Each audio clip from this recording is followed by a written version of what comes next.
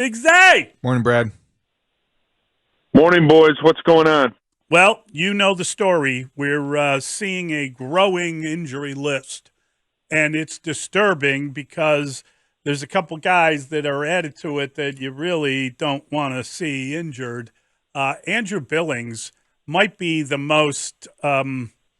least talked about, but as important and essential a player as there is on this team. And now he's suddenly added to the injury list, and it gives you pause.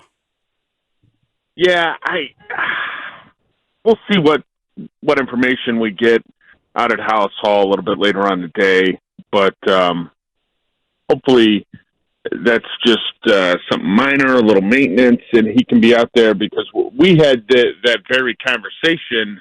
What was it, a week or two ago? Yep. You know, when you start talking about who the players they can't miss on this team, and I said, I could totally understand an opinion where you got somebody at 3 like Jalen Johnson or DJ Moore that I don't have at 3, but I could make a pretty good case for Billings being third on that list.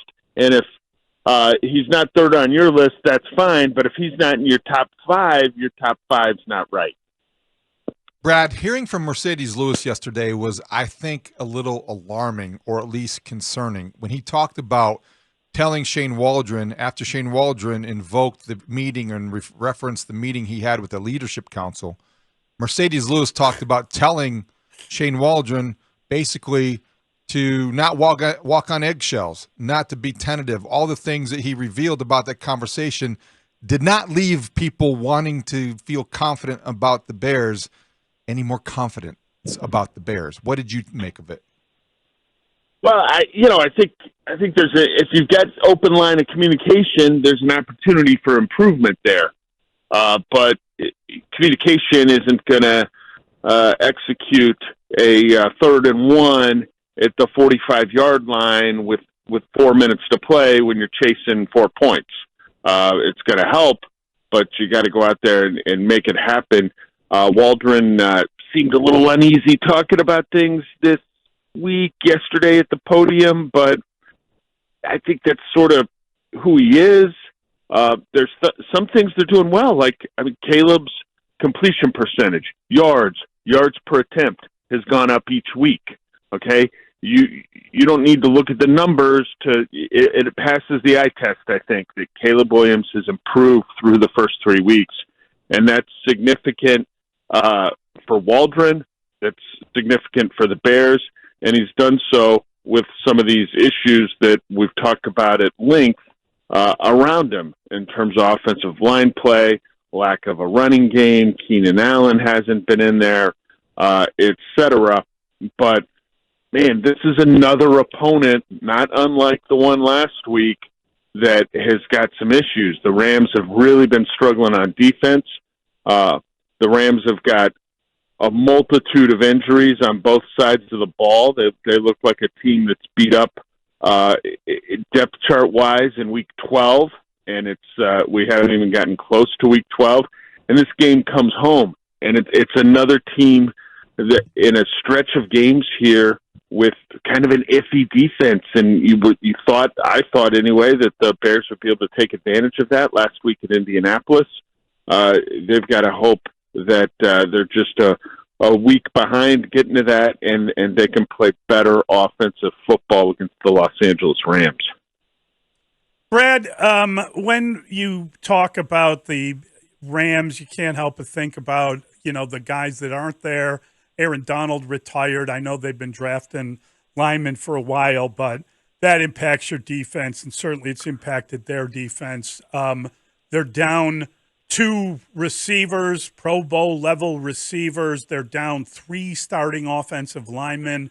How beaten up is this team, and what do you make of the fact that they have not played well in the Central Time Zone for the most part? I think they were 0-6. Now, that's a tough trip from L.A. and an early morning start. Your body clock's a little messed up. Yeah, they're missing all those guys. They're having similar issues in the run game. They haven't been able to run the ball well either. The Bears rank 31st, and the Rams are just ahead of them at 29th, getting about 5 yards more per game on the ground with Kyron Williams. So I thought the Rams played a really good ball game in Week 1 at Detroit. They ended up losing that game against a difficult opponent and a tough place to go, but they made what I thought was a strong showing, and then they got their doors blown off the next week against the Arizona Cardinals that bounced back, and they upset a 49ers team that's going through some injuries. So, yeah, it's a tough road trip for the Rams. The West Coast teams really do not like those early kickoffs when they come east, especially when they get to the Eastern time zone. But even here in Chicago, when they've got to play a little bit earlier. So I think there's a handful of factors here that should tilt things a little bit in the Bears' direction. They've got to go out and play well against an elite quarterback in Matthew Stafford, even though he's going to be shorthanded in terms of help around him on Sunday. All right, Brad, we know you're a bottom line guy. You don't get caught up in a lot of the nonsense, but I want to ask you about a little of the nonsense yesterday, because Shane Waldron, I think if you paid attention to the substance, you weren't necessarily convinced that things were headed in the right direction, but a lot of people got caught up on the style, which was a little skittish, to be honest. Wondered what you made of Shane Waldron yesterday at the podium and what effect that could have on if it does at all, on Sunday's game plan. I don't think it'll have any effect on the game plan. I think that's who he is. He's not super comfortable in that setting. Like we talked about yesterday, Caleb Williams is natural in that setting. Some coaches are very natural in that setting. Like Greg Blash could stand up there all day and be outstanding in that setting, right? And that's not probably Shane's favorite thing to do, but he does put a smile on his face. The concern is if he's like that when he's standing in front of a room full of players, not a room full of reporters. Then if he's nervous Nelly in front of the players, that, how do you sell your game plan? How can the player be confident in it when you're potentially struggling to convey confidence in the game plan? And I'm not saying that's the case for them, but I asked them about their production in the first quarter. The Bears have scored a field goal in the first quarter so far this season. They did have a miss by Cairo on the opening possession last week in Indianapolis. It was a really long kick for him. And the Rams have only got a field goal in the first quarter this season. The Philadelphia Eagles have actually put up a goose egg in the first quarter this season. And I pointed out, hey, you're second in the NFL in scoring in the fourth quarter. The Bears have 30 points in the fourth quarter, but do you script plays? Is there something you're looking at with that? And he said that, that he felt that was scheme related, so he wasn't going to address that, whether he had a script of plays or not. Not what was on the script, but if he did or not. Because, 11 plays, 32 yards before the missed field goal. At Houston, they opened up with an 11-play drive. It only got them 42 yards, and they get a field goal. So, you don't want to share, that's no problem. I reach out to people I know who were in Seattle last year. Yes, Shane Waldron, unless he's changed his ways this year, does have a script of plays going into the game that they use to open things up. So I wound up getting an answer, just took a little more work. This segment with Brad Biggs is sponsored by Estwing Professional Tools, made in the USA for 100 years, estwing.com. And Brad, I guess as I think about, and I mean, you're right, he's not a comfortable person at the podium, but he did answer some questions, and I don't know if they're real answers or he had responses. The the whole running game thing is bizarre. Oh boy. Yeah. Khalil Herbert is your short yardage back, and that's why you kind of brought him in. We had talked to Dave earlier in the week, Wannstedt, and he said that the one thing he knew from all the years he was around running backs, you like to get them lathered up. You like to get somebody up and run. You don't want to bring them in at the goal line and say, "Here we go. We're going to use you." If you have Roschon Johnson getting you a big first down to get you in there, then why not hand off to him?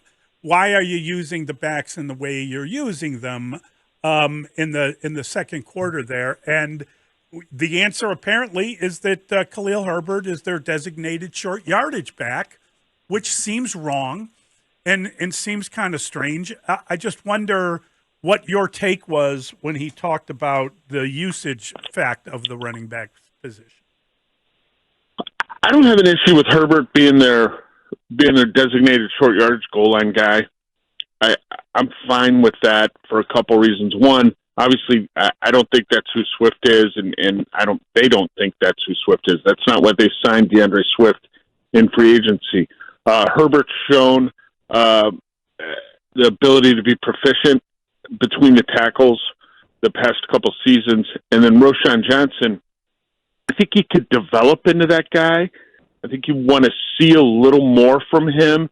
Remember, a little bit of a taller running back, a converted quarterback at the University of Texas. And so one of the things that was a storyline for Roschon anyway last season was running behind his pads a little bit more effectively, ensuring that he wasn't upright, running with a good lean. It's all things that are important for running backs, and I think magnified when you talk about a goal line or short yardage situation. So Herbert being that guy, I have no issue with.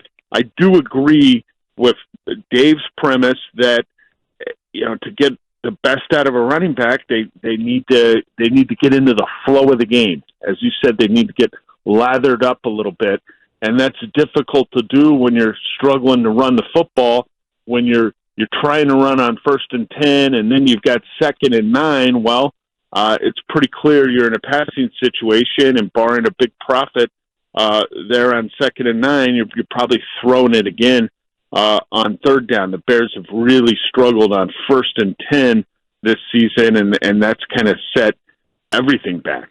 The Bears defensively have excelled at bringing pressure, whether it's from the secondary or linebackers, but that is the way that this defense has really succeeded this season. I don't know if that's the answer or the approach against Matthew Stafford, who has definitely can make every throw. It doesn't matter who he's throwing to. What do you expect defensively from the Bears in terms of an approach, Brad? Yeah, I think they've got to pick and choose their spots there, because they ought to feel like they can win some matchups with the Rams having so many injuries on the line. The Rams have used 3 different starting left guards to this point. The Bears are not alone in the forest when it comes to issues and moving parts and things of that nature on the offensive line. It's happening to other teams as well. So Stafford isn't very mobile. So I think Eberflus is going to want to be aggressive at certain calculated times, but you ought to feel like with Puka Nacua and Cooper Kupp out for this game, that you can match up and cover real well downfield and maybe not need pressure quite as much. It all starts with stopping the run. You keep Kyron Williams in the situation that he's in right now, where he's averaging an even 3 yards a carry, and that's going to put the Rams in clear passing situations, and then you've got an advantage. Who'd you pick, Brad?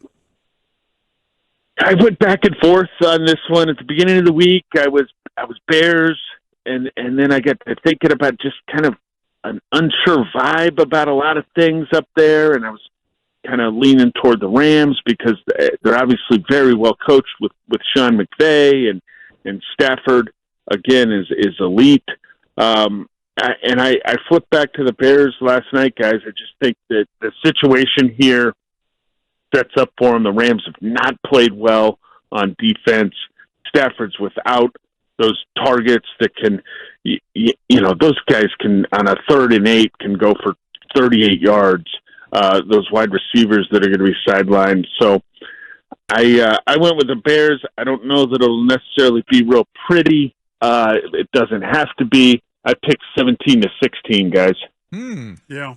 Low-scoring game. Yeah, that's good stuff. Good Thank stuff, you, Brad. Bigsy. We appreciate it, bud. See you Sunday. Hey, have a great weekend, guys.